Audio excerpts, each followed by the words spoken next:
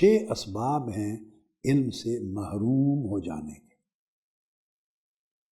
انسان علم سے محروم ہو جاتا ہے، علم پر محنت کرتا ہے، وہ کنویں کے بیل کی طرح محنت کرتا ہے مگر محروم ہو جاتا ہے اس کے ثمرات سے۔ ان میں پھر پہلا ترک السوال، سمجھ نہیں آئی مگر پوچھا بھی نہیں، تو وقت ضائع ہو گیا نا۔ یہ میرے بیٹے بیٹیاں سمجھ لیں، میں بہت سارے اساتذہ سے پڑھا ہوں مگر 3 ایسے اساتذہ تھے جن سے میں جتنا سوال کرتا تو وہ کھلتے اور کھلتے اور کھلتے، بحث ہوتی، اتنا میں حاصل کرتا، تو میں کھل کے سوال کرتا تھا، مجھے معلوم تھا کہ جواب ملے گا۔ بے شمار اساتذہ میں سے 3، ایک میرے والد گرامی۔ میں جتنا سوال کرتا تھا یعنی سمجھیں اسی طرح سمندر علم کا ابل پڑتا تھا، جتنا کرتا تھا اتنا کھلتے تھے، جواب دیتے، پھر مجھے کتابیں اور اٹھواتے، منگاتے، پھر حوالے دکھاتے، پھر مطالعہ کرواتے، یعنی اتنا سوال سے وہ خوش ہوتے اور مجھے بہت کچھ ملتا۔ اسی طرح میرے ایک استاد مولانا عبدالرشید رضوی، میں ان سے 13 فنون پڑھا ہوں، علوم، اتنے سوال کرتا کہ پورا مدرسہ دارالعلوم رضوی قطبیہ، وہ اپنے اساتذہ اور طلباء اپنی کلاسز چھوڑ کر ہماری چارپائی کے ارد گرد آ کے کھڑے ہو جاتے تھے۔ وہ مجھے چارپائی پہ بیٹھ کے اکیلے پڑھاتے تھے، درمیان میں تکیہ رکھتے تھے، تکیے پر کتاب ہوتی، سرہانے کی طرف وہ بیٹھتے، ادھر میں بیٹھتا، تو وہ پھر اتنے سوال کرتا، جواب دیتے، اتنی بحث ہوتی کہ طلباء اور اساتذہ اپنے اسباق چھوڑ کے ہمارے ارد گرد جمع ہو جاتے، 40 50 50 60 طلباء مع اساتذہ صرف ہمارا مباحثہ سننے کے لیے جمع ہو جاتے۔ تو سوالوں سے نکلتا تھا، پھر کتب اٹھاتے، پھر شروع اٹھاتے، حواشی اٹھاتے، پھر میں اس پہ سوال کرتا، اس پہ سوال کرتا۔ استاد اگر جواب دینے والا ہو تو تبھی دے گا نا کہ اگر پڑھے گا، محنت کرے گا۔ تو جب آپ اپنی مقررہ کتب ہی پڑھتے ہیں، صرف جو پڑھانی ہے بس وہ پڑھتے ہیں، اس سے باہر جانا نہیں، تو آپ کا کنسیپٹ کھلتا نہیں ہے آپ کا۔ اور تیسرے جن سے سوال کا مزہ آتا وہ علامہ سید احمد سعید کاظمی رحمۃ اللہ علیہ، ادھر بہاولپور میں بھی جب میں ان کے پاس رہا پڑھا، اور ملتان میں بھی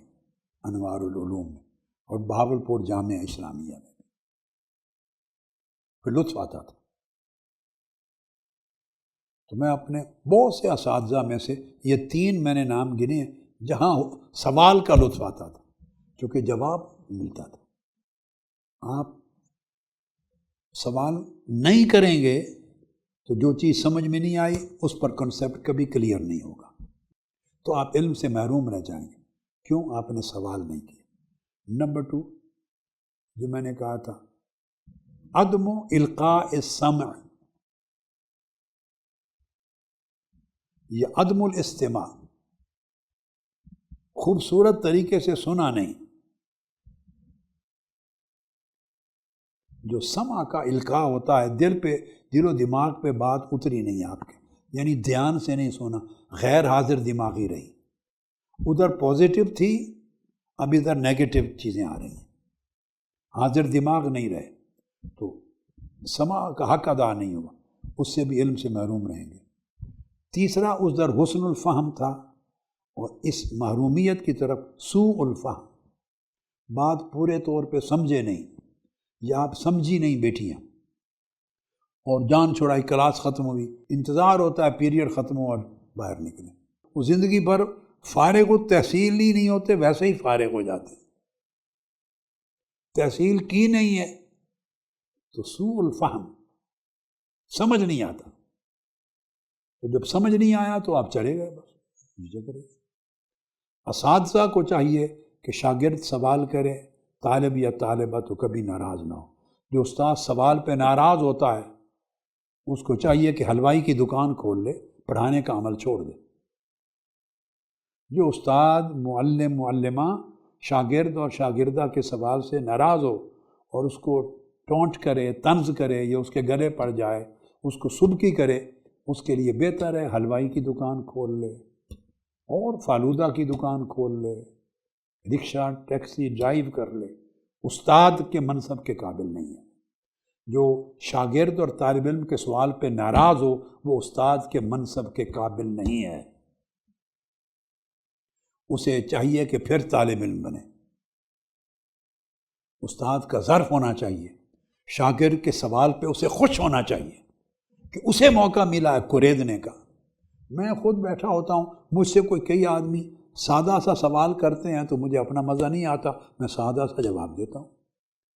اگر کوئی ٹف سوال کرنے والا آئے تو مجھے بھی مزہ آتا ہے کہ وہ سارا جو پورا خزانہ پڑا ہوتا ہے تہ در تہ، اس کو اکھاڑ کے نکالنے کی نوبت ہی نہیں آتی، ایسے سرسری سے جواب سے وہ مطمئن ہو کے چلا جاتا ہے۔ اور جتنا بڑا کوئی عالم ہو، محقق ہو، تنقیدی ہو اور بڑا ٹف گہرا سوال کرے اتنا لطف آتا ہے،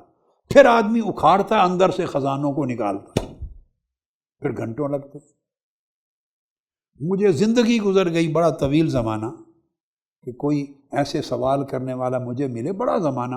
ملتے تھے۔ اب بڑے زمانے کے بعد ایک صاحب مجھے ملے پچھلے دنوں، امریکہ سے سفر کر کے آئے، بڑے عالم، محقق، ریسرچر، اسکالر، پروفیسر، عربی کے ماہر، بڑے ماہر مصنف، انگلش کے ماہر، اردو کے بھی ماہر، عالم عرب و عجم کے اساتذہ سے پڑھے ہوئے، بہت محقق اسکالر، رائٹر ہیں۔ بڑی مدت کے بعد پہلی بار آئے، زاویہ نگاہ بھی ان کا اور طرح کا تھا، مجھ سے ملے ہی نہیں تھے طویل سال، مدتوں زندگی میں، بالمشافہ پہلی بار۔ کچھ ان کے سوالات تھے تو 2 مرتبہ میرے پاس آئے، 2 مرتبہ آن لائن نشست ہوئی، 3 گھنٹے اکیلے ان کو ٹائم دیا میں آن لائن، 4 مرتبہ یعنی ملے، 2 مرتبہ بالمشافہ آ کر لمبا سفر کر کے تشریف لائے، 2 مرتبہ آن لائن ٹائم دیا میں نے، 3 گھنٹے کمپیوٹر پہ، مگر مجھے لطف آیا۔ اب انہیں ان کے سوالات کا جواب دنیا میں کہیں نہیں ملا تھا، عالم عرب و عجم، شام، ازہر کے پڑھے ہوئے ہیں، فارغ التحصیل ہیں اور بڑی بڑی یونیورسٹیوں میں پڑھایا، بہت اونچے لیول کے محقق ہیں، تو کہیں سوال کا جواب نہیں ملا تھا۔ اب یہاں ان کو سوال کرنے میں مزہ آیا، مجھے جواب دینے میں مزہ آیا۔ میں نے کہا مجھے آج لطف آ گیا کہ کوئی ایسا سوال کرنے والا ملا مجھے طویل زمانے کے بعد۔ وہ تو بہت خوش ہو کے گئے، بہت ہی خوش ہو گئے، میں بیان ہی نہیں کر سکتا ان کی خوشی کا، جذبات کا عالم کیا تھا۔ لیکن میں کہہ رہا ہوں مجھے مزہ آیا کہ اس طرح کسی نے کچھ ایسے سوالات کیے۔ تو اور چوتھی شرط پھر عدم الحفظ، پڑھ لیا، سمجھ بھی لیا تو ضروری نہیں کہ یاد رہے، وہ میں نے ساری باتیں اوپر بتا دی ہیں تو اس کو محفوظ نہیں رکھا، کیونکہ محفوظ رکھنے کے طریقے تھے جو میں اوپر کے حصے میں بیان کر چکا ہوں، وہ طریقے استعمال نہیں کیے،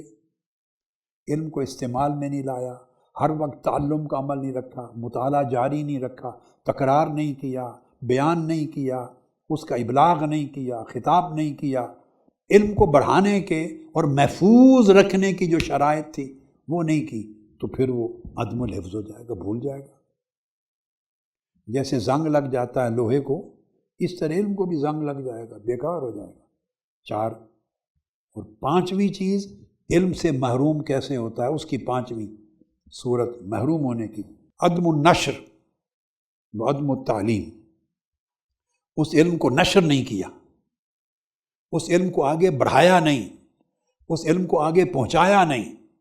آگے تعلیم نہیں دی، تو بندہ خود علم سے محروم ہو جاتا ہے۔ چونکہ جو علم میں اضافہ ہونا تھا تعلیم دینے سے، آگے علم کو پہنچانے سے، پہنچانے کے لیے اس کے 100 آڈینس ہیں، 1000 آڈینس ہیں، 5000 آڈینس ہیں، 200، 300، 4 آڈینس ہیں، ہر سطح کے آدمی ہیں، تو بندے کو اپنی عزت کا بھی خیال ہوتا ہے نا۔ چلو علم کی عزت کا نہ خیال ہو کسی، اللہ معاف کر دے، دین کی عزت کا بھی خیال نہیں، اللہ معاف کر دے، ایسا نہ ہو، اللہ کرے کہ اپنی عزت کا تو ہر ایک کو ہی خیال ہوتا ہے نا، کہ میری جو سکہ ہے عالمیت کا، علامت علامہ ہونے کا، لوگ سننے آتے ہیں، مجھے استاد سمجھتے ہیں، عالم سمجھتے ہیں، عزت اور احترام ہے، اس کا تو حیا ہر ایک کو ہی ہوتا ہے نا خیال، تو وہ بھرم کھل جائے گا۔ اس بھرم کے لیے ہی کم سے کم اس کو پڑھنا پڑتا ہے، تیاری کرنی پڑتی۔ تو خطاب کے لیے تیاری کرنا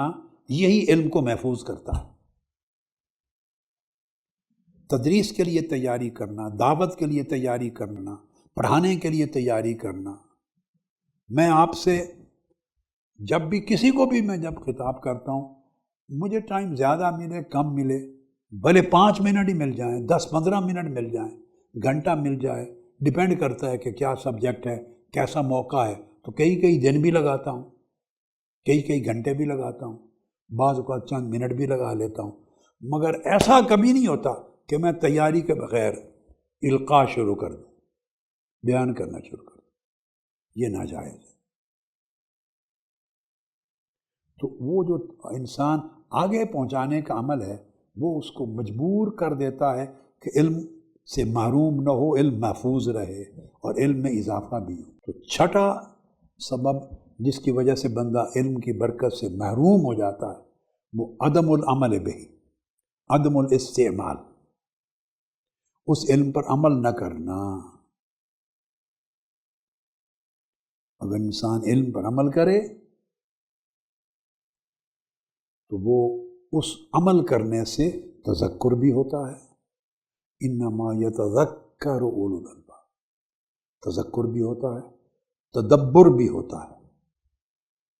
حدود بھی قائم ہوتی ہیں، علم کا حیا بھی ہوتا ہے، علم کی برکات بھی زندگی میں ہوتی ہیں، پھر وہ علم بھولتا نہیں ہے۔ اگر عمل چھوڑ دیں اس پر تو علم بھول جاتا ہے، نظر انداز ہو جاتا ہے۔